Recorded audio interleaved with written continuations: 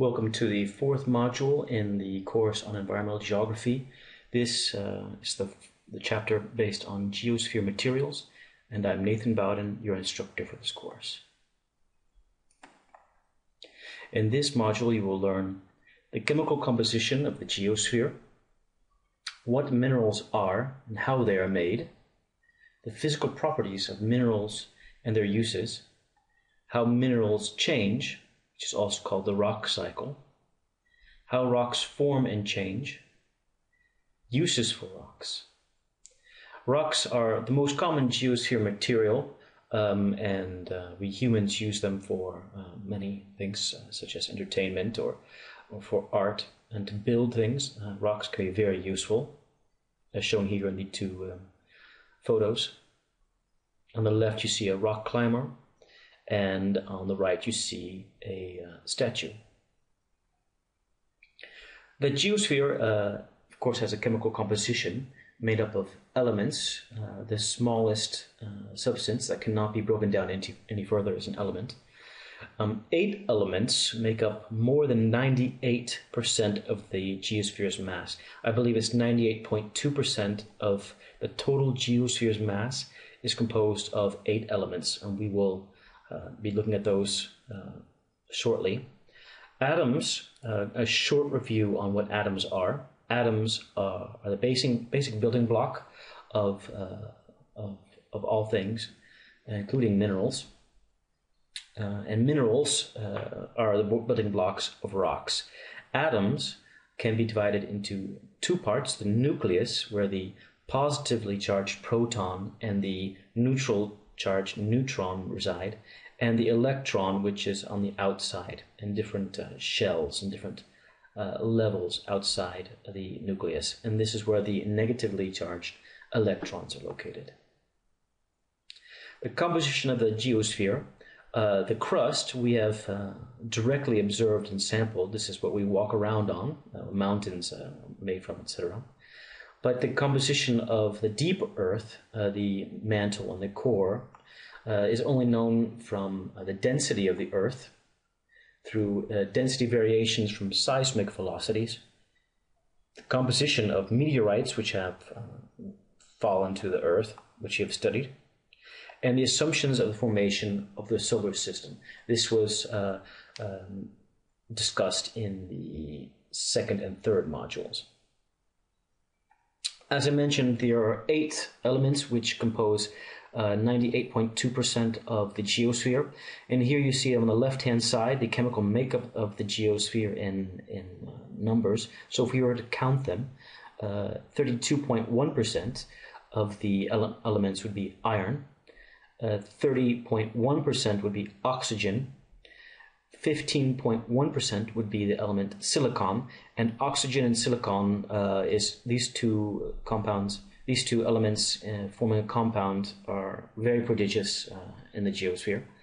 Magnesium is 13.9%, sulfur at 2.9%, nickel 1.8%, calcium 1.5%, aluminum 1.4%, and all other elements are only composed 1.8% of the geosphere. In the right-hand side, in graph B, we see the percent composition by mass. So in the first figure, we looked at, if we just counted them by numbers, and on the right hand, looking at the mass. Oxygen being a rather heavy element by mass, it of course is percent quite high. Here we see the difference between the blue bar, this oceanic crust, which is underwater, and the brown continental crust, which is land. As you see, there's slightly more oxygen in the continental crust than the oceanic crust. Silicon is much higher in the continental crust than the oceanic crust. Aluminum slightly higher than continental to oceanic.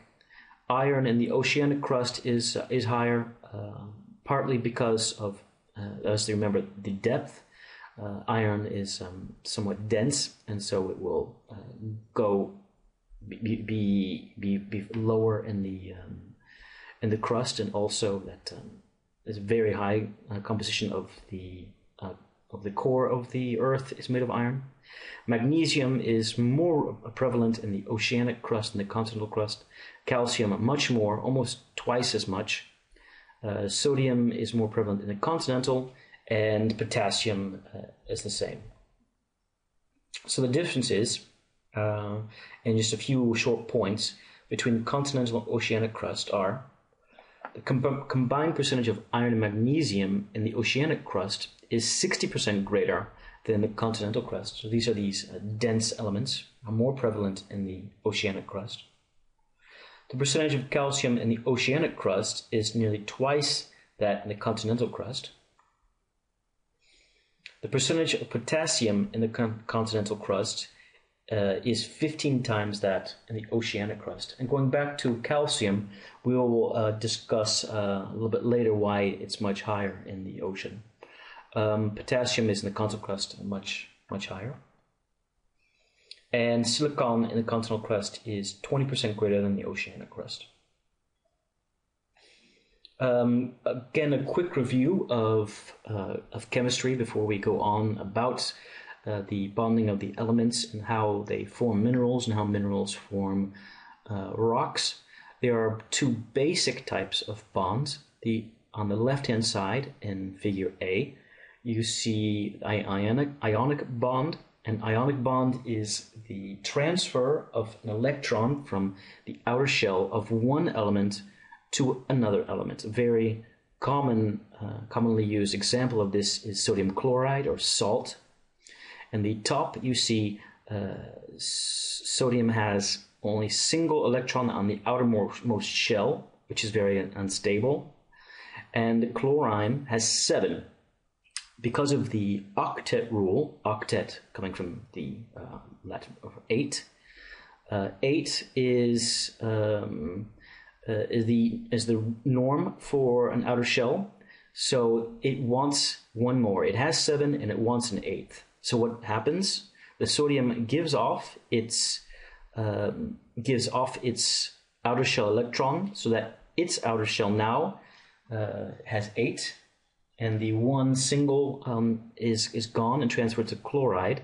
Chloride now also has 8 in its outer shell. Because it has one more electron than protons, electron being negatively charged, proton positively charged, we see that the chloride atom is now negatively charged. So I repeat, it has one extra electron more than protons.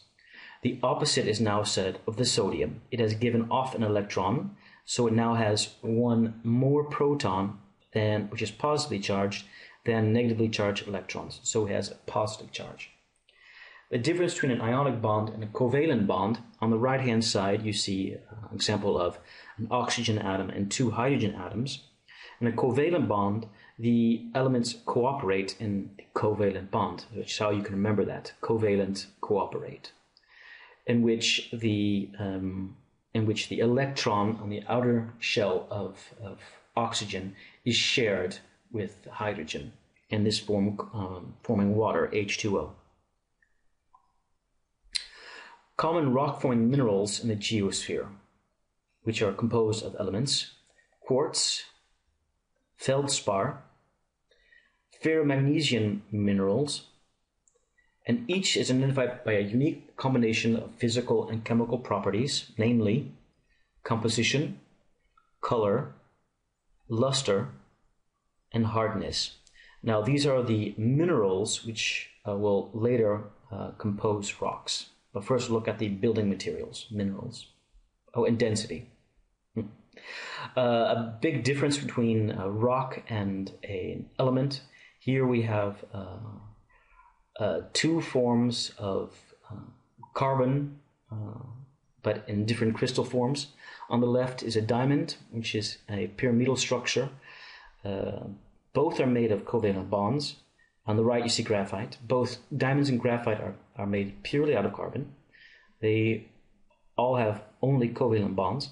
However, the pyramidal structure of the diamond has a very strong force, and the sheet formation of graphite is a very very weak force. So diamond is hard on the Mohs scale of hardness and is commonly translucent. You can see through it. However, graphite is soft, so it'll have a low number on the Mohs scale of hardness, and it's flaky and dark. Quartz is a combination of silicon and oxygen, as I mentioned before, the second and third most common elements on the geosphere. This is a tetrahedron structure. That means that there is a small silicon, there's a small element, silicon, surrounded by 4 oxygen molecules and a 4-sided pyramid structure. It's a tetrahedron. These tetrahedrons can form into chains, as you see in C, which are just tetrahedrons upon tetrahedrons. So the carbon-carbon bond, a double chain, and lastly, a sheet. Quartz is slightly different. Quartz is 2 oxygens and 1 silicon. It is most often clear, white, gray, sometimes rose-colored and smoky. It's approximately 7 on the Mohs scale of hardness, which is pretty hard. It's a 6-sided prism, as you see in A, figure A. It has a conchoidal fracture. It is not chemically reactive. Some environmental health and risk. So quartz can form very tiny particles and enter your lungs. The particles get stuck in the opening of your lungs. They cause inflammation, and these inflammation can cause nodular lesions in your lungs. Your lungs will therefore deteriorate. This causes shortness of breath and fever, and this is the scientific name for this is called silicosis. Silicosis has an even longer scientific name, pneumono-ultramicroscopic silicovolcanoconiosis, and this was very common in a mine called Hawk's Nest in West Virginia, where it was first, discovered. It was first written down as a disease from miners. Another form of rock being formed by quartz is granite, but here you see the Mount Rushmore carvings of granite. Granite is an aggregate. I'll talk about different types of rocks, but as a granite of different minerals, namely quartz, potassium feldspar, which we'll be talking in the next slide, where that is, plagioclase feldspar, and biotite. Feldspars are different than quartz that we saw previously. They are examples of them are potassium-rich feldspar, which is potassium and aluminum, as well as the silica and oxygen. Plagioclase can either have sodium or calcium, as well as the silicon. They are white, gray, pinkish. They are on a 6, which is an average of hardness from 1 to 10 on the Mohs scale. They form 4-sided prisms at cleavages of 90 degrees and have, just like quartz, a conchoidal fracture. Lastly, they crystallize over a wide range of temperatures, but still at temperatures higher than what we normally have on Earth. On the atmosphere. So, as I mentioned, feldspars form at higher temperatures than we have on a stable Earth atmosphere, and also where we have lower pressure than under the crust. So, normally formed under the crust, and when it comes and is exposed to the atmosphere, it will become weathered. There are different types of weathering. You have chemical and physical weathering, examples of which are hydrolysis, which is a reaction of water with minerals to form new minerals, hydro being water and hydrogen, and lysis is splitting, and dissolution, which is a chemical atomic constituents being dissolved and removed. Feldspars are very common in our Earth because they form. On the left you see clay. Clay is not a very stable structure, and if you were to build a road on clay, like in the picture on the left, you'll see that it will compact. They also form micas, which are silicate materials, which are planar, which cleave into sheets. Here we see a couple of examples, one of which is biotite, which is very dark mica, and it has iron, which causes it to be dark, and muscovite, which is more silvery, and it's very potassium rich. Different types of ferromagnesium minerals, and it's called ferromagnesium because they use either iron, the ferromagnesium, or magnesium in the mineral structure. Both are +2 charges. They both have given off 2 electrons from their outer shells, and so they're interchangeable. Some examples are olivine, which has 2 of either magnesium or iron, plus SiO4, which you can remember is quartz, which is greenish, about level 6, and conchoidal fracture. That you see that in photo A. And pyroxene, photo B, which is Se2O6 with either magnesium or ferric elements, or calcium in this case. Again, a Mohs scale of 6, hardness of 6, and it's quite dense. It is not a conchoidal fracture, it has 2 cleavages at 90 degrees. Ferromagnesium minerals can be dangerous, as you see on the left as well on the right. They hydrolyze and form serpentine minerals, and these are elongated fibrous serpentine minerals. That means they're very fibrous. They are the principal mineral in asbestos, and because of their heat-resistant qualities, and they're quite flexible. These, again, if they get in your lungs, can cause quite a lot of damage. Ferromagnesium minerals, some more include biotite, hornblende, and we'll go further on into sulfides, oxides, and carbonates. Here we have, you see a picture of pyrite, which is a sulfide, which contains a sulfur, which is a 2 charge. Different types of sulfide include galena, sphalerite, and pyrite, which is shown on the right. It's also called fool's gold. These are the sulfide minerals. They are concentrated to metal-rich deposits, and they are quite heavily mined.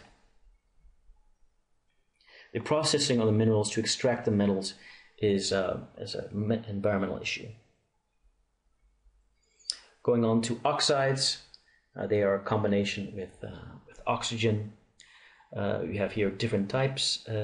Titanium oxide is called rutile, tin oxide, cassiterite, iron oxide, 2 of them, magnetite and hematite, and lastly goethite. Oxides are more stable, are less chemically reactive on the Earth's surface than other minerals. They commonly survive weathering, and like quartz, if you did not know this, are formed into sand. And several minerals react with oxygen. The positive ions combine with oxygen form oxygen minerals. This is called oxidation, and where an electron will transfer. And this we can see in rust, which is a combination of hematite and goethite.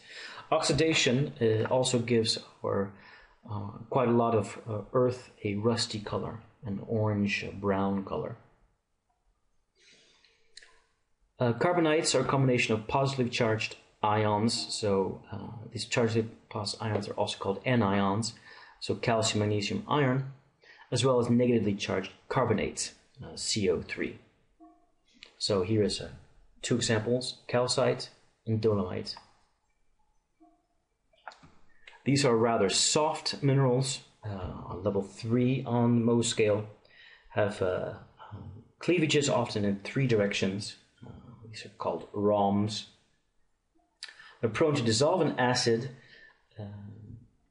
and they in landscapes they call karst terrains, which you'll see in the next slide, which is land that has which is specifically very calcite rich. Because it weathers through rain, these develop caves, sinkholes, and also disappearing streams. So here's karst. Karst, as I mentioned, is the dissolving of carbonate minerals underground or at the surface. They form the carbonate. If you go way back to the very beginning of the presentation, I mentioned we'll talk about why calcium is so rich in the seawater, specifically because of marine animals, which, as all animals, have calcium in them. When the animals die, they participate the minerals into the seawater, also making into shells and other structures. And when they die, they form calcium-rich structures. And when they die, they compact in a process called lithification, which we will discuss later. And lithification is making of stone from minerals, and a form of calcium carbonate is limestone. So in photo A, you see the Great Mammoth Cave in Kentucky, which is dissolved calcium carbonate under their surface, but they also can dissolve on the top of on the surface itself, forming hummocks. And lastly, if it's just under the surface, a very dangerous part is sinkholes, which is a sudden collapse of a near surface cave when it reaches a breaking point and comes crashing down the surface. Igneous rocks. So how rocks are formed? One form is igneous. Igneous rocks are formed from molten rock or magma. If it crystallizes, it solidifies in a crystalline form. It's either felsic, which is feldspar and silica, or mafic, mafic coming from the magnesium, the Ma from magnesium, iron. Felsic is more characteristic of continental crust, and mafic is more oceanic crust. You also have intrusive rocks, which come from the erupting and rapid crystallization of magma. These are basalt. And extrusive, which is a very slow cooling down, and this type of rock is called gabbro. Here we see the difference between basalt and gabbro. Basalt is in photo A, and here we see a 30 micron thick slice. It's made up of different types of rectangular crystals, such as feldspar. Variably, you also have olivine and pyroxene, and they are extremely small because of the very quick cooling of the lava, the magma upon explosion. The gabbro cools down much slower, so it has feldspar and dark crystals, feldspar and pyroxene, but because it cools down slower, the crystals are much larger and has a grainier, a coarser composition than basalt. The ocean crust has different layers as well. First you have the sediments, followed by the basalt, which is from the lava flow. Under that you have sheeted basalt dikes, because the basalt will compress as it goes lower, higher pressure and higher temperature. Under that is the gabbro intrusion of these, that is the slowly cooling magma. And lastly, you have mafic rocks, mafic being magnesium rocks. The continental crust ranges from mafic in the lower to felsic in the upper. It's originally basaltic. Today, the oceanic crust is altered by hydrolysis with seawater. This recrystallizes during subduction, releasing water and melting the crust. This melting forms an intermediate magma, characteristic of subduction zones, and these are often explosive, such as volcanoes, and they release volatile gases, so H2O, CO2, H2S. That's water, carbon dioxide, and hydrogen sulfide. And andesite is intermediate mafic, as well as plagioclase minerals. The rock cycle, we can start off with melting under great temperature, going clockwise. This melting crystallizes, forming the igneous rocks, which we just discussed. The weathering and erosion causes then sediment deposition. The sediment deposition, under pressure and temperature, this is called lithification, forms the rocks. It's called sedimentary rock. Sedimentary rock under even higher heat and pressure, which causes the minerals to recrystallize into new minerals, forms metamorphic rock. Again, these rocks of sedimentary rock and metamorphic rock can erode again, causing more sedimentation and again sediment or metamorphic rocks, or they can melt because of magma or just heat and pressure. Weathering, back to weathering, which we discussed just a little bit. Weathering is, again, as I mentioned, the physical and chemical process of changing rocks on Earth's surface. Rocks come up because of plate tectonics, as discussed previously in earlier modules, and come to Earth's surface. There is caused expansion. The break in the rocks is called a joint. You have physical weathering, the breaking of rocks through physical processes, either, for example, a frost wedge, so that's through the freezing and melting through the seasons. Water, H2O, goes into these joints, into the crack between the rock, and expand as it freezes and contracts as it warms into liquid. This causes a wedge. Over very long periods of time, these will crack the rock. Or root wedging, in which case a plant physically forms roots through the rock structure.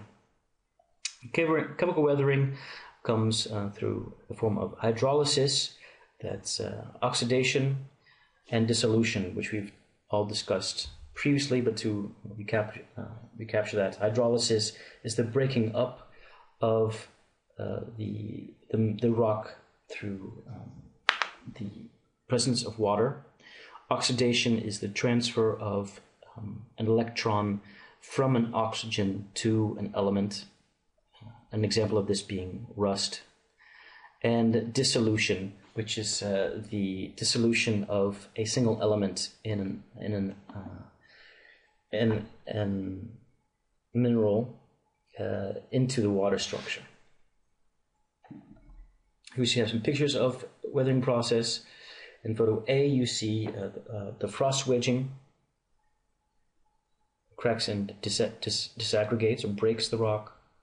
And B, you have root wedging, which is the growth of plants through the rock.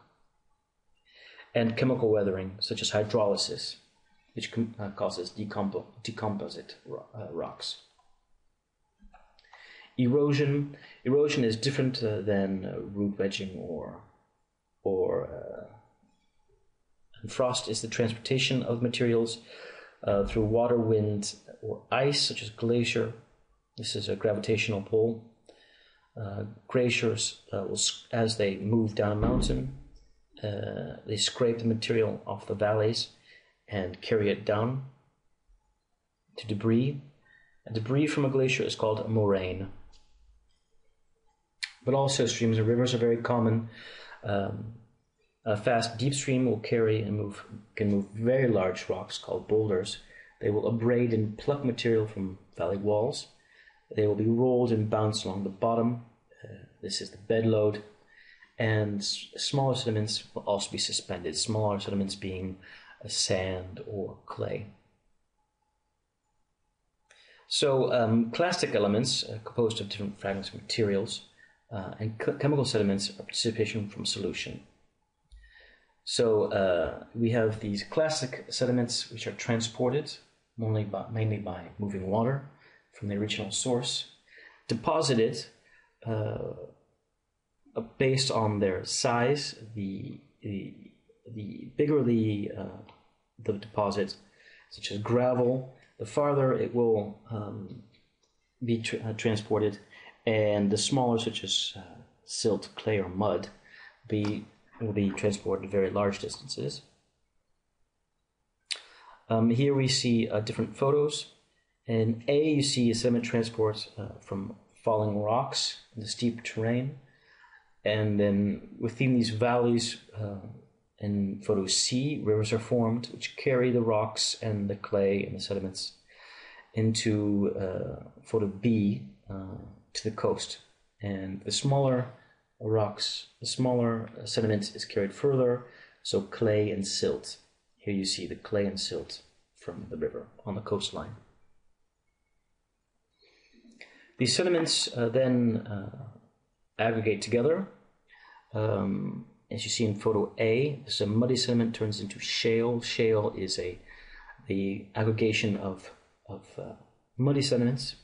Sandstone is the particle when the slightly larger particles of sand aggregate together, and gravel forms a conglomerate. So the largest particles together are called conglomerate.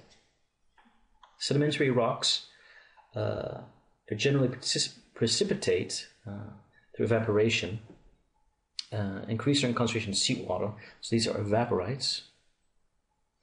Limestone is a very common chemical sediment, including calcium carbonate. So these are fossiliferous, oolitic, crystalline, or microcrystalline.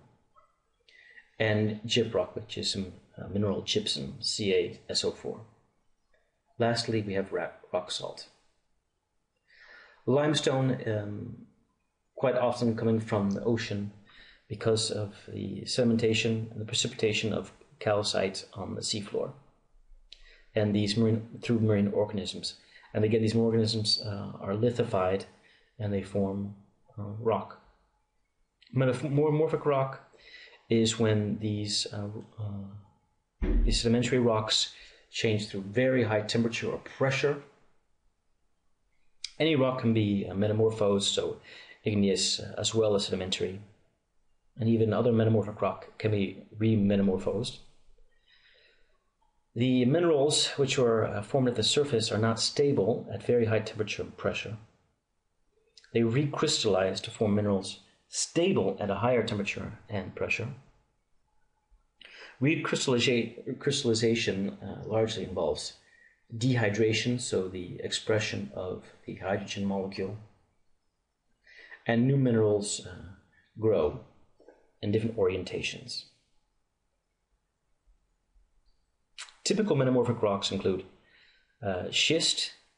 It's a very flaky mica mineral, which are oriented parallel to each other, so they can form very thin layers which break laterally.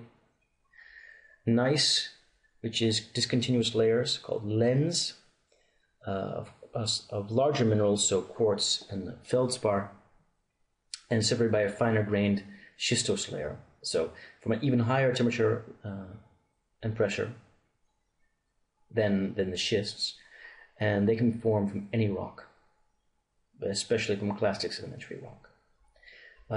And lastly, marble, which is a metamorphosed limestone. Here we see a difference between the schist and the gneiss. So the schist is very sedimentary, so shale, sandstone, crystals of that nature.